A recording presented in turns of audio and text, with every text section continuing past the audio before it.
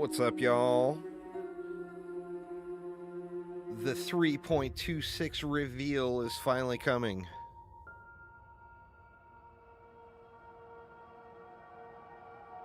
See what all the goods are here.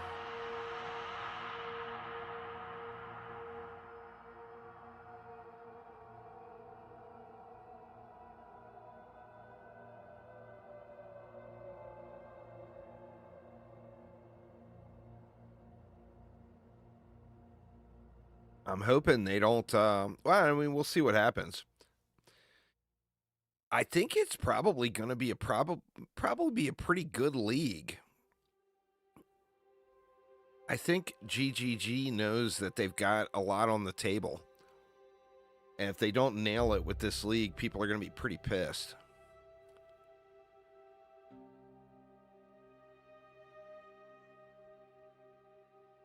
So we will see what's in store. Their reveal streams are usually pretty good. They put some effort into them, production-wise and everything.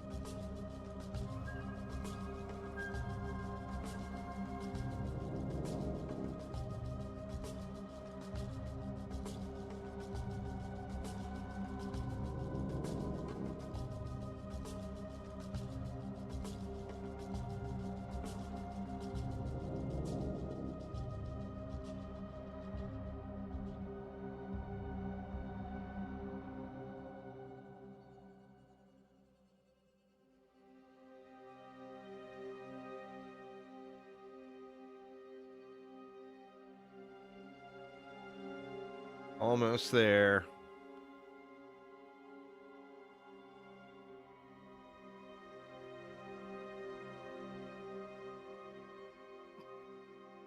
So going to be a little bit of a shorty today.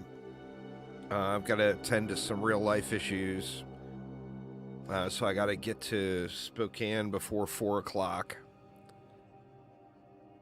So just going to go through the dev stream here. I was going to jump into Dune Awakening today, but they're having quite a few problems with their little early launch. So I figured I would give that a couple of days to smooth out and get going on it after.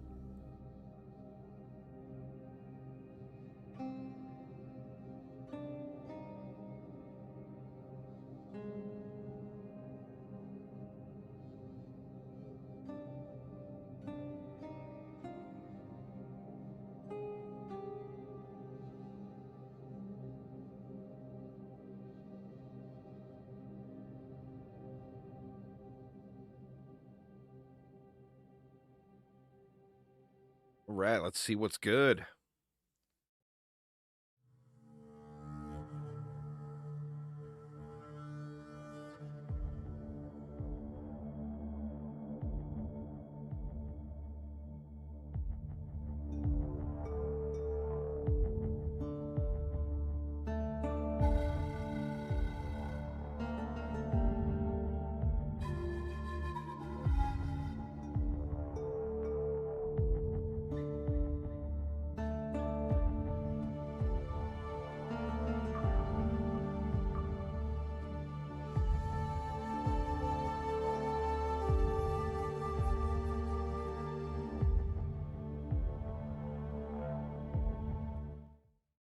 Hi, I'm Jonathan Rogers from Grinding Gear Games, and today we're here to showcase a new expansion for POE 1. It's certainly been too long since we had one of these. Now, we had some struggles as a studio for a little while there, but we've got our shit together and we're back in action now. Path of Exile Secrets of the Atlas is coming out 1 week from now on the 13th of June, and we're committing right now to a 4-month cycle for both POE 1 and 2. That means the next POE 2 League will be in August, and the next POE 1 League after that will be in October. Twitch drops are enabled on today's livestream, so you'll be able to claim your Skull of Undeath helmet skin by following the instructions below. This Skull of Undeath will track and show your total number of kills, deaths, and your KDR. Just because Path of Exile isn't a first-person shooter doesn't mean this isn't important. Proudly or shamefully, link it to your friends or in global chat to show it off. And with that, let's get to why you're here, Secrets of the Atlas. You can search 1,000 worlds and still never truly discover who you are. Trust me. I should know. But now, I seek something more tangible.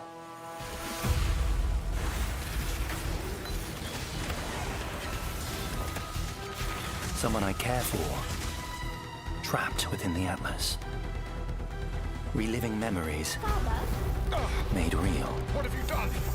Made grotesque. Made foul.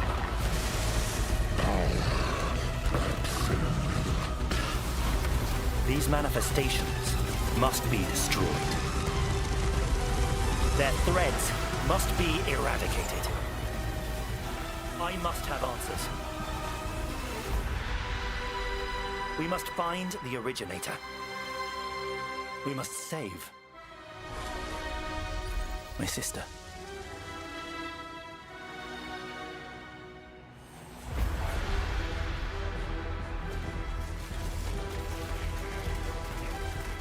Her power is an illusion made real. Oh, wow.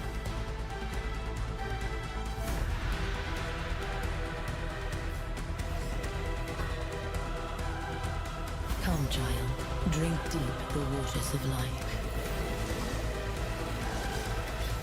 You're either a client or a target. Target inside. Job's done.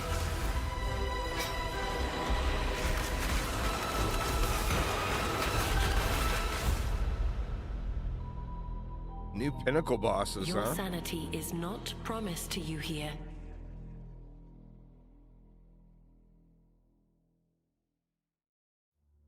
Hi, I'm Mark Roberts, Game Director on Path of Exile. As you just saw from the trailer, there's a lot to show you. Today, we will take you on a deep dive into the new Path of Exile Secrets of the Atlas Endgame update. Then, we'll explore the new Challenge League, the Mercenaries of Trathus. After that, we'll cover the integration of gold into POE 1 and how we're bringing Settlers of Kalgur into the core game. Finally, we have a much-awaited upgrade to Betrayal League and a set of quality of life improvements.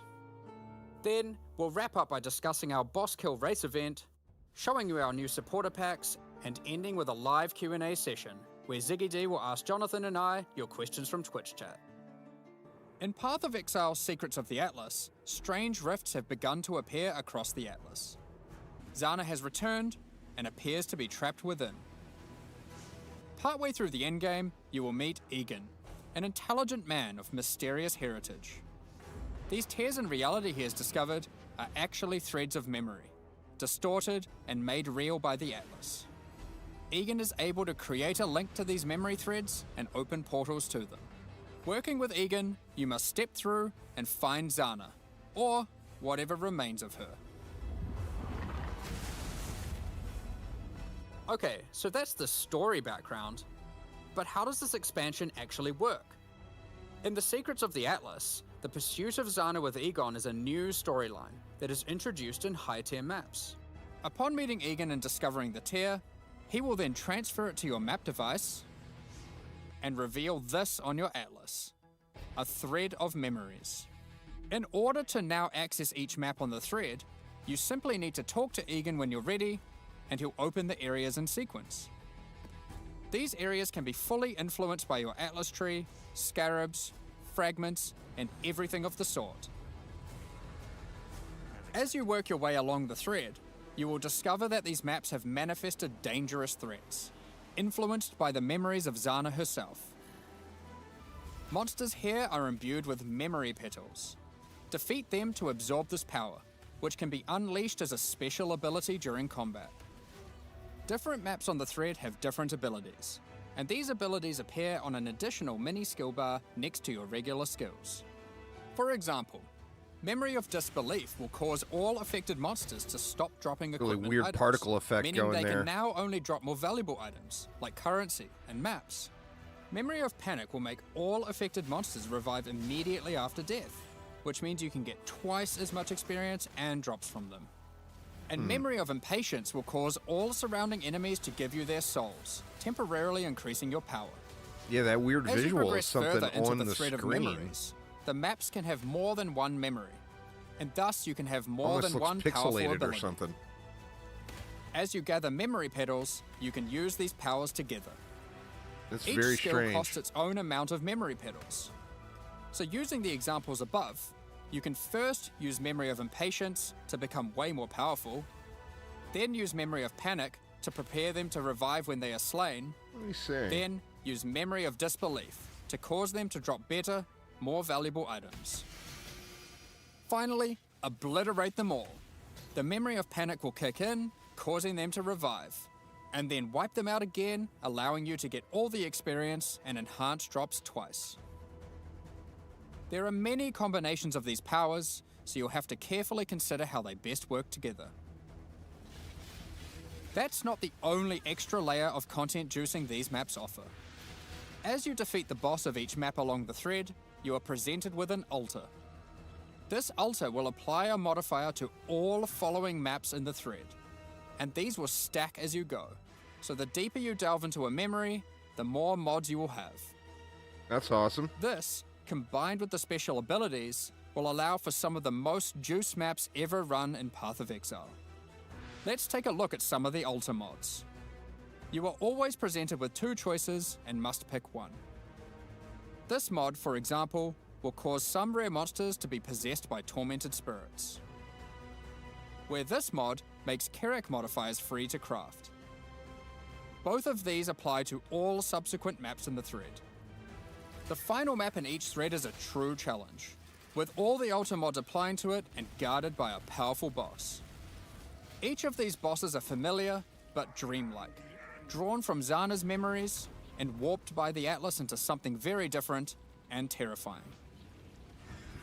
In this map, you will fight the Pinnacle boss, Cirrus. Fueled by Zana's affectionate memories of him, his enhanced abilities can prove to be a unique challenge. If you manage to defeat Cirrus, or one of the other warped memory bosses, they will drop a map fragment, which Egan can use to delve deeper into the memory tears. With these, you can access a set of 3 new Pinnacle bosses.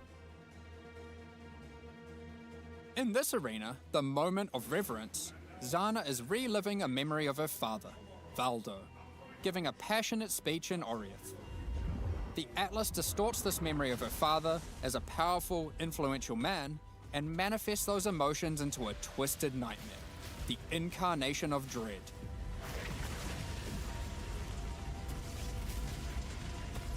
Another memory created is the incarnation of neglect and the incarnation of fear. Good luck, exiles. Of course, if you are brave and strong enough to defeat them, each of these new Pinnacle bosses have new unique items befitting them. If you slay the incarnation of fear, you might be lucky enough to find the Starcaller unique Abyssal Axe. We're gonna show this one because it's straight up badass. The Starcaller Axe is a weapon that can harness the power of the stars themselves to deal immense damage. Oh, wow. What makes it shine, however, is that on melee crit, it casts Starfall, a new skill. With the right build, you can carpet entire areas and wipe out screens of enemies as you rain down the elements upon them. Another item you may find, and this one is my favorite, is the Wine of the Prophet unique flask. It consumes a lot of charges, but every time you use it, you draw a random divination card. This card appears above you and correlates to a powerful buff. If you draw the Escape card, you'll gain increased movement speed. Or maybe you'll draw the Doctor, which will cause you to gain the modifiers of slain rares you kill. Effectively, you can think of this unique as being many other uniques all in one. There are many cards to draw, each with varying degrees of power to grant. Okay, but let's get back to the Atlas. After defeating all 3 new Pinnacle bosses, you'll be able to find new memory-influenced Tier 16 maps. These maps come with the previously mentioned special abilities and monsters infused with memory petals, but can also roll the same modifiers typically found on Tier 17 maps, making them far more rewarding.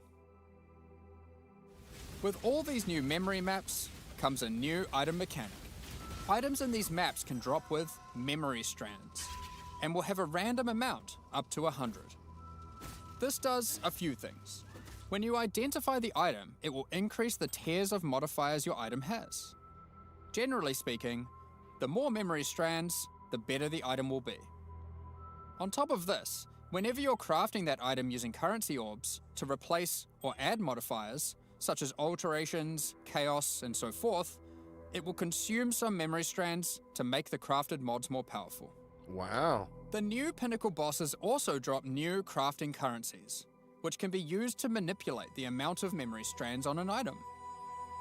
The Orb of Remembrance will let you add memory strands to any normal equipment. So if you have your perfect base to craft on, and it doesn't already have memory strands, you can add some before crafting it. The Orb of Unraveling will consume all remaining memory strands on an item to randomly upgrade its mod tiers. This orb's effectiveness is based on the number of memory strands it consumes. The Orb of Intention can be used on memory influence maps to reduce item drops, but improve the chance to find items with memory strands. In the process of adding these new currency items, we realized something was missing. The Shaper and the Elder did not have their own Exalted Orbs. This has now been rectified. Both bosses now have Exalted Orbs, which can add their influence to an item. Zana was there from the beginning, when the Shaper Pinnacle fight was first added. She helped defeat the Elder, and she was a critical part of the Conqueror's storyline. Now, with all 6 influence types having their own Exalted Orbs, the cycle is complete. It's almost as if we could now do some sort of new, epic, unique item to interact with them. In other news, there of course has to be Atlas passive tree support for this new endgame. What's up, Sastasha? Let's take a look at a few things we're adding. The Grasp the Past notable passive skill increases the chance for the amount of memory strands on items dropped in your memory influence maps to be lucky. This means it will roll the number of memory strands twice, keeping the highest value. By allocating traumatic experience, remembered kindness, or educated upbringing, you'll decrease the chance of finding memory threads that lead to specific bosses, meaning you'll have better chances at finding the memory threads you would like to run. This is especially useful if you want to target farm a specific boss because of its unique item drops. In sum, the secrets of the Atlas will have you questioning what is real as you attempt to free Zana from warped memories scattered throughout the Atlas. You'll fight new Guardian and Pinnacle bosses tormenting her, find crazy new Pinnacle uniques, combine and unleash memory petal-empowered skills, juice maps to new heights, and craft powerful new items. While we were showing all the juicy rewards from the new endgame system, you might have noticed that a lot of gold was dropping. Let's talk about that. Gold was introduced during the Settlers of Kalgur expansion. It funded the development and operations of King's March, along with various new features such as the currency exchange, the black market, and the passive respec system with Faustus. Those features offered by Faustus will be here to stay, along with some of the other services King's March has to offer. We'll get more into that later, but don't worry, King's March has already been completed. There will be no more town building. Like before, gold will be used for town services, but we're also adding a new way to use it in the upcoming league. it's time to talk Oh, about the skill tree from Mercenaries of POE Trathus. is massive, yeah. In this league, you will meet veterans who have travelled all the way from the lawless cities of Trathus. They're ready to offer their sinister services, but not for free. That's You will the encounter draw of these the game, mercenaries really. as you journey through Rayclast, one in each area.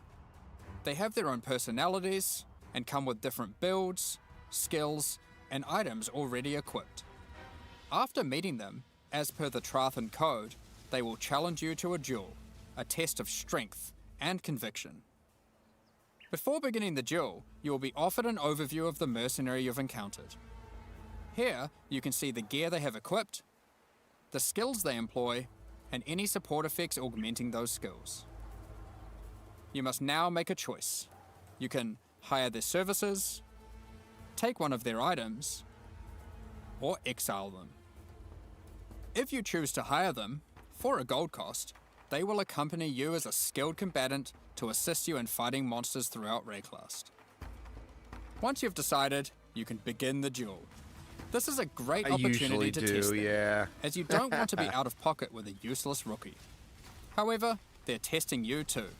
They also don't want to be working for an amateur. So, what items might they be using?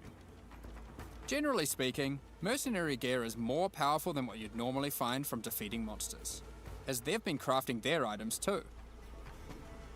They can also come equipped with unique items, those that would make sense for the skills they are using. There are even some new unique items that can only be obtained from defeating them. One such unique is Scornflux. These boots combine agility with the mastery of the arcane. While equipped, increases to cast speed from Arcane Surge also apply to movement speed, which is worth noting is now 20% inherently from Arcane Surge, up from 10. They also grant Arcane Surge when you use a movement skill. This allows for some speedy spellcasters. Sometimes you may meet particularly infamous Trathan mercenaries, bearing the name of their house. These mercenaries descend from the 4 major death trade families in Trathus. They are less common, but have far better items. And they are also the sole source of items with new, infamous modifiers, unseen before in Rayclast, such as these gloves, which convert all of your minions' fire damage to chaos damage. Or this helmet, which causes nearby enemies to take more physical damage as you gain more fortification. If you're not swayed by any of their equipped gear, however, you can always challenge them for the contents of their pockets. If you lose the duel, don't worry. You don't need to give them an item. You aren't bound to Trathan tradition like they are. However, you are bound to Rayclast tradition, so you'll just die. Almost at me. Well, not really. While playing in a party, each player can decide whether or not they want to participate in combat against the mercenary. For each player that opts in, the mercenary gets more difficult. But if they're defeated, each player has a 50% chance to get a random reward, which is usually currency items from the mercenary's pouch. Alternatively, party members that opt out of the fight can spectate and cheer you on. Or they might wish for your demise, so they can pick up that allocated divine waiting off screen. Dead. Good. Let's say you won the duel, like their items, and have decided to hire them. What combat skills do they bring to the table? Oh, absolutely, I agree. Each mercenary has an archetype. Love me Here, some spin this to win. mercenary is an Eruptor, which perfectly couples with my slower, more aura-focused Scion. This mercenary is highly aggressive, and will get a lot of benefit from the auras and buffs I provide it. When I'm playing a more aggressive character myself though, I'll want a mercenary with a bit more resilience and utility. I've just run into a Striker, who can spawn with Vigilant Strike, and if you're lucky, a very rare golden support that causes the fortify granted by his Vigilant Strike to apply to me as well. He will also frequently use Enduring Cry, taunting enemies off of me, and operating as a tanky frontline while I blitz off damage from the back. Sometimes when you fight a mercenary, you may notice the skills they're using are different from normal. For example, this sniper is using a Trathan version of Siege Ballista. If you're lucky, you will be able to select it as your reward when challenging them. Then defeat them, and they'll drop the Trathus gem as promised.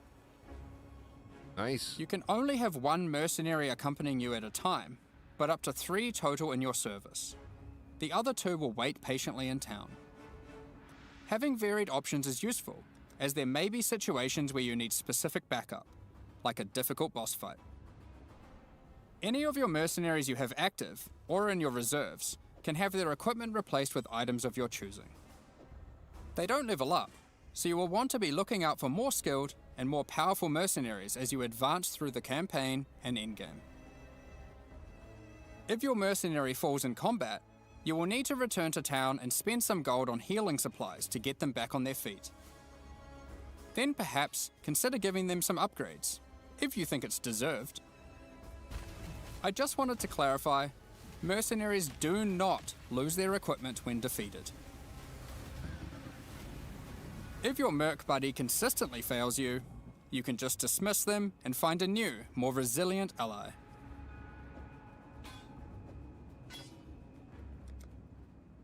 You walk your path, I'll walk mine. Earlier, I mentioned you could exile mercenaries. If you keep running into a mercenary archetype and you think, man, this guy stinks, their gear is trash and they have no auras, you can then choose to exile them. If you win the duel, they'll be forced to leave with their tail between their legs. That seems and you won't pretty encounter good. that archetype again for a while. Now, alongside these new Trathus arrivals, we shouldn't forget about the recent Kalguran ones too. As we mentioned earlier, the Settlers update introduced gold-based respeccing of passive points. You can now do so by talking to a number of NPCs throughout Rayclast, starting with Bestil and Lionized Watch. Black market item gambling, previously just available in Kingsmarch, is now available in each town at the same NPC. This lets you buy randomly generated item bases for gold. Very useful if you're stuck for upgrades or searching for a specific unique. The currency exchange will be returning too. Starting from Lionized Watch in Act 6, you'll be able to find Faustus, who can help facilitate these trades. Now, after almost a year of building, Johan is finally satisfied with the upgrades made to the town, and now its services can be used to their full effect. Kingsmarch is going core, but there will be no more town building. As you start running maps in the endgame, you'll start to find different ore veins, which Kalguran workers can mine for you. The shipping mechanic invites you to send these ores and crops to Karui and Kalguran ports, and they'll return rewards in kind. By sending shipments, you'll receive different items, but by sending to Karui ports, you will also receive tattoos, which can be used on your passive tree to change what stats they grant. The Kalguran ports will be sending back rune grafts, which is a new passive tree mechanic that replaces the runesmithing service previously offered by the town. These are similar to tattoos, but instead of replacing stat nodes, they replace a passive tree mastery node. Oh, wow. For example, Runegraft of the Bound reduces bonuses gained from boots, but increases bonuses gained from gloves. Runegraft of the River has a chance to recover your life to full if you reach low life. And the Runegraft of Time, which has a chance for your cooldown skills to instantly recover from their cooldown, which I will note includes cooldowns on your triggers, just in case you wanted to trigger even more spells. There are many other Runegrafts which cover a wide range of different builds and stats. Some are more common and others rarer. You can only use one of a given type at a time, but you can use them on any mastery on your passive tree, which can be particularly useful for off-class investment. Isla has continued to make modifications to the Recombinator. Uh-oh, She here we has go. developed a new method of recombination that you may recognize from Path of Exile 2. Oh no! For those unfamiliar, this method allows you to decide which modifiers on the 2 input items you want to try merge together, and it has a success chance you can see. Oh, well that's cool. This method can result in the items being destroyed. However, it is a good option to use when trying to create items with fewer mods to use as crafting projects. Given the existing recombinating mechanic was very powerful for top-end crafting, we didn't want to remove it. We have kept it, and you can now choose to use it the old way or the new way. That's awesome. By letting fate decide, it will combine the 2 items randomly. There is no risk of destroying either item, but it will be less predictable. As Settlers is now a core mechanic, we've also added Atlas passive tree support. For example, if you wanted to gather more Verisium ore, you could take this notable. Each ore has a similar node. Refiner's Bargain converts items dropped by possessed monsters into thaumaturgic dust, sulfite into random ores, and life force into random crops. We've also added a set of Kalguran scarabs, so you can add more ore deposits, increase the rarity of monsters that guard ore deposits to at least magic, or gather smelted bars from ore you mark instead of ores. To sum it all up, Kingsmarch is now a thriving town where you can employ a swath of workers to collect resources, refine ores, craft items, and run maps for you. Send shipments of resources in exchange for tattoos and rune grafts, using those to modify your passive tree to an extent never seen before. Following on from that, we've also made a substantial rework to another important mechanic, Betrayal. As a refresher, and to explain to new players, let's briefly explain what Betrayal is. Betrayal is a mechanic introduced in Act 9 and tells the story of Jun Ortoy and her investigation of the Immortal Syndicate. This is a mysterious group of exiles who can seemingly come back from death. You must help Jun to uncover their leader, the Syndicate Mastermind. The Immortal Syndicate is organized into 4 divisions: transportation, fortification, research, and intervention. As you encounter the Immortal Syndicate members, you'll gain intelligence for each of these divisions to discover the location of their leaders, tracking them to their safe houses. Defeating the division leaders at their safe houses will reward you with intelligence on the Syndicate Mastermind. In your journey to track down the Syndicate leader, you'll manipulate the members of the Immortal Syndicate to change divisions, form friendships and rivalries, and even banish them from the Syndicate for a time. Historically, after encountering and defeating the Syndicate Mastermind, the state of the Immortal Syndicate would reset, requiring you to start from the beginning of the investigation again. This has always been a difficult decision for players and can often feel bad. Do you fight the Mastermind for a chance at the special loot, or keep farming the safe houses that you've spent so long setting up? Well, in the Secrets of the Atlas expansion, we've split out the Mastermind to be completely separate from the core mechanic. The boss is now accessible through a new fragment that has a chance to drop from the safe house leaders at high levels. The Mastermind no longer resets the state of the Immortal Syndicate. You can now build your Betrayal board to your liking, optimize it, do Mastermind fights, and reap the rewards without having to lose all your progress every time. The boss fight itself has also been improved, now with significantly fewer immunity phases and new rewards. By the way, if you're a new player to Path of Exile 1, don't worry about all this detail. This content is optional, and you can discover and engage with it at your own pace. The Mastermind still has a chance to drop a Veiled Orb, now renamed to Veiled Exalted Orb. Veiled Chaos Orbs are being re-added to other safe house leaders. In addition, the Mastermind now drops the new All Flame Embers. All Flame Embers are map fragments that replace monster packs in endgame maps with different types of special monsters. These packs have unusual properties, compositions, or rewards. For example, you might use the All Flame Ember of Kulamak, which replaces packs with Syndicate monsters and their leaders, who revive after the map boss has been slain. This might at first sound annoying due to backtracking, but these monsters when revived are far more intense and rewarding. It is our intention with All Flames to provide many different types that combine with other mechanics, multiplying with your existing modifiers in new and interesting ways. Another good example of this is the All Flame Ember of Propagation. When slain, special rare monsters added by this All Flame here will spread their modifiers to other rare monsters in the map. This can be useful when trying to create singular, very powerful, and very rewarding monsters. Something akin to meat sacks, which are making a reinvented comeback with this update too. Another is the All-Flame Ember of Resplendence, which adds monsters that drop no items. But when you slay them, you get buff stacks of increased quantity and rarity to enhance the drops of all other monsters.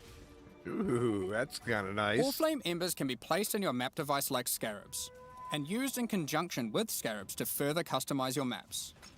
We're looking forward to seeing which combinations players find to enhance their maps. Perhaps you'll use all scarabs, all flames, or maybe mix and match. It's up to you. The Mastermind's unique items have also been improved. The veiled modifiers generated on these items are now from a custom pool exclusive to those uniques. Bitter Bind Point, for example, can now have various Spectre-specific outcomes, such as +1 additional Spectre. Aside from improved rewards from the Mastermind, all the Safe House rewards have also been rebalanced. We've done a pass on the crafting sprees at the end of many safe houses. For those who aren't aware how these crafting sprees work, well, it's simple. There's a crafting bench with an item in it and a bunch of currency. There's a limited amount of time, and your only objective is to craft the best item possible before the time ends. One of the problems that the crafting sprees have is that they often require you to have specific items on hand in order to best maximize your result. But how are you supposed to know that beforehand? In order to solve this, most of the crafting sprees now offer pre-generated items. This has also allowed us to add much more powerful crafting options in each spree. Let's take a look at a few examples. In this spree, a randomly generated amulet or ring will be waiting for you. Test your crafting skill or luck with this Reflecting Mist crafting spree, and see if you can create something worthy of Kalandra's praise.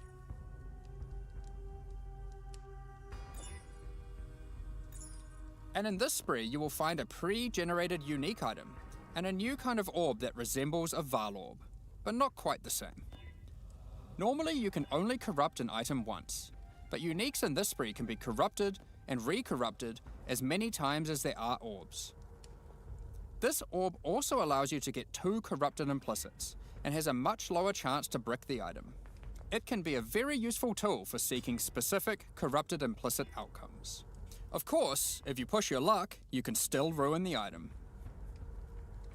There are also crafting sprees where you still need to provide an item, but those items are generally more accessible and it occurs less frequently.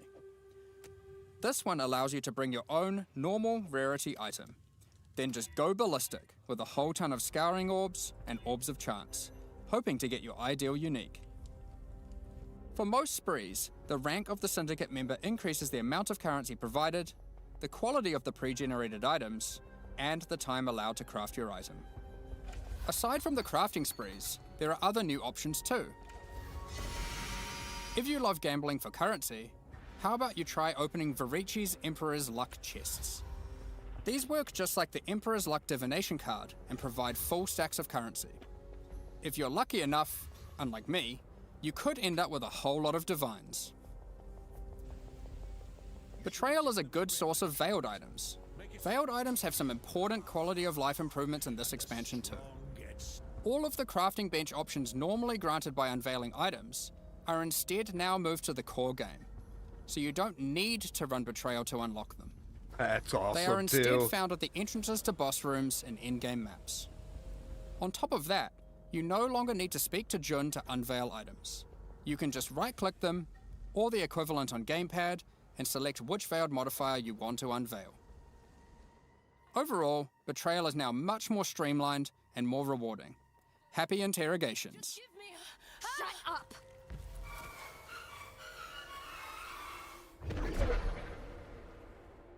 Now before we get into our quality of life additions, let's quickly talk about some character balance. We will be doing our regular character balance changes where we are bringing outliers in line to help evolve the meta, but we are also focusing our attention on buffing some specific things. This includes spellcasting supports that specifically enhance self-casting builds, channeled spells, adding new options to the Guardian, Berserker, Elementalist, Saboteur, and Champion Ascendancy classes. Oh, it's an incredibly good which include game. some favorites from some of the alternate classes from Legacy of Freesia, and buffing a whole bunch of transfigured gems that never really hit the mark. Combined with the new endgame crafting, improved Betrayal crafting options, rune graphs for your passive tree, new Pinnacle unique items, new modifiers and Trathan gems from the Mercenaries, and of course the Mercenaries themselves to act as an extension to your character, it's safe to say there's a lot of new character options and builds to think about. Instead of delving into all of these in more detail, we figured we'd just let you absorb them through the patch notes so you can do it at your own pace. In the Secrets of the Atlas expansion, we've also added a lot of the quality of life features that we know you've all been asking for. A lot of these have already been posted, but let's take a look now in case you missed any. You can now pause the game at any time by pressing escape to open the menu, or by opening any full screen interface, like the passive tree. You'll also be paused if any lag is detected or if you disconnect. It's worth noting that in certain Pinnacle arenas, a debuff will be applied to you that prevents you from pausing. We're also making a change to how you use currency items on strongboxes and monsters imprisoned in essences. Based on the currency in your inventory and the state of the strongbox, these buttons will appear. Valuable currency like divine orbs have been excluded from this as it would often be wasteful to use in this context. The same applies to essences with the remnant of corruption currency. Orbs of Horizon have been updated. They can now reroll your Elder and Conqueror Guardian maps. Doing so will reroll the base map and the Guardian of that map. Well, The for your map device first now has a time, small I would additional suggest inventory. following a guide This is until you particularly get a useful grasp of if you're it. rolling many maps It to is run in fairly sequence, intensive. or if you want to use varying amounts of scarabs or other map fragments. During breach encounters, all the splinters will be automatically collected and dropped at the end of the breach. On gamepads, we have separated the targeting of monsters and non-monsters, so you are able to target them independently. This removes a bunch of frustration when you are trying to interact with objects in the world and monsters are nearby. You no longer have to kill all of them first. Vendor windows will now remember your last search. This is remembered until you log out and is remembered on a per NPC basis. The amount of characters you can type in the search field has also been increased. When using currency items, after right-clicking them, it will highlight all other items which that currency can be used on.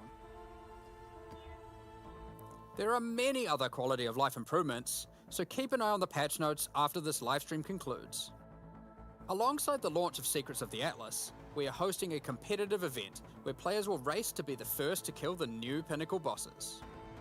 The event will take place in the hardcore, solo self-found Mercenaries of Trathus League. We have some interesting prizes in store for the winners. Keep an eye on the news in the lead up to launch for more details about how the event will work and what its prizes are. Next up, we're going to be talking about our new League supporter packs. Today, we're launching two new series of supporter packs, the Frisian Magistrate and Crypt Keeper packs. Each tier contains the pack's full face value in points, alongside several exclusive microtransactions.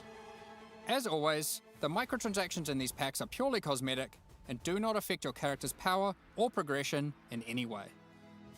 The Frisian Magistrate series of supporter packs contains 6 exclusive microtransactions. The Frisian Magistrate character effect will bind your character in thorny vines and roses. You can select which parts of the character you want to have covered, either your entire body, your lower body, or your upper body. As you approach waypoints, it will emit leaves and golden petals towards it. When activating the waypoint, it will create a burst around you. Envelop your weapon in thorny vines and golden flora with the Frisian Magistrate weapon effect. Your weapon will also create a trail to match as you swing, and even comes with its own hit effect when slaying enemies. You are the law while wearing the armor of the powerful Frisian Grand Magistrate. You can really play any of them. The I would Spider look Blossom through pet some builds activates its defense mechanism, and see what disguising it as an matches elegant flower the type of when near playstyle rare you or enjoy. unique enemies. There will be a ton of build The videos Frisian coming out Imperial over the Magistrate next back week attachment comes in 2 forms. From various Equip either the creators. Tombstone variant, which will leave tombstones in your honor when you meet your demise, or equip the Cape variant to cause the corpses of slain enemies to become enveloped in rose-thorn vines and blossom with golden flowers. Keep track of how well, or poorly, your ultimatums with the Trial Master have gone with the Trials of Chaos hideout decoration. It will keep track of the total number of waves completed, the total number of ultimatums succeeded, or even failed. On top of that, it will track the total number of times you've defeated the Trial Master himself. The Crypt Keeper Pack series also contains 6 exclusive microtransactions. With the Crypt Keeper finisher effect, death itself will tear through into the realm of the living and steal the soul of slain unique enemies. The Crypt Keeper portal effect creates a gateway for lost souls to pass through.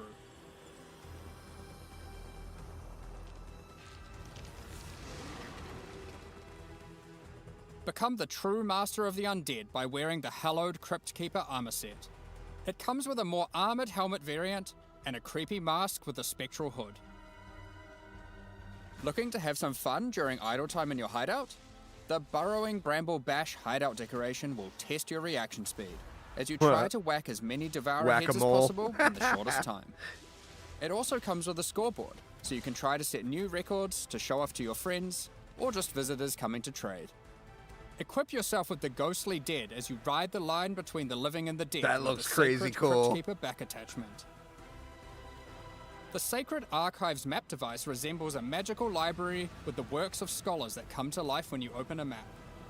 This map device tracks how many of each core league you've completed in in-game maps. These packs are now available for purchase on both PC and console, and will remain so during Path of Exile, Mercenaries of Trathus. Additionally, any microtransactions from these supporter packs will be made available for use in Path of Exile 2. Meanwhile, the Paladin and Penance packs leave the store forever at the launch of the Mercenaries of Trathus League, so now's your last chance to purchase them. Additionally, the Dawn of the Hunt mystery box will be made available for Path of Exile 1. Yeah, nothing wrong with that. If you have already unlocked any microtransactions from this box in Path of Exile 2, you will of course immediately have access to them in Path of Exile 1. Thank you so much for your ongoing support. We're just about to start the Q&A with Ziggy D. Afterwards, we'll post the full patch notes for Path of Exile, Secrets of the Atlas. Oh, nice. Patch notes With today. release at the end of next week, our community team will be posting crucial information you'll need for the release. Keep an eye on the Oh, they're lagging. news. Thanks for joining us today and checking out our latest developments. We're looking forward to dueling mercenaries, fighting new Pinnacle bosses in the Oh, they're lagging out bad. Endgame, and exploring the new crafting systems and character builds next week. We'll begin the Q&A shortly, so please get your questions ready. It does seem pretty good, Shadow Shot. All right, y'all. I'm not going to stick around for the Ziggy D Q&A, as those end up usually turning into quite a bit of just chat. And anyway, like I said, I got some real life I've got to attend to today. So that is actually going to do it for me today. If you want to watch the Ziggy D business, it will be up on the POE Twitch channel. I expect very large Q&A covering Weird. Why does all it that keep... we have to cover for Secrets of... There we go. But yeah, anyway, y'all.